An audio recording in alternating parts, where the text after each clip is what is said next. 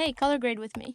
Quick plan. Right now, your eye instantly goes to that silver moving piece. I want to control that a bit more and guide the eye from that highlight to her face and then to his face so it feels intentional and not all over the place. I'm starting with the background in camera raw. Nothing crazy here, I'm just pushing everything colder and adding a soft gradient to create more depth in the background. I want it to feel less flat and more atmospheric. Now, color grading. The idea is pretty simple this time. I'm pushing everything into a cold analogous palette, mostly in that blue-teal range, darkening the image overall and keeping the faces as the main points with warmer skin tones. And honestly, I'm keeping things simple. So it's mostly just a couple of built-in Photoshop loots this time. At this point, the camera raw masks weren't perfect, so I go in manually and fix a few areas to match the background, then I clean up the floor a bit and just polish the image overall.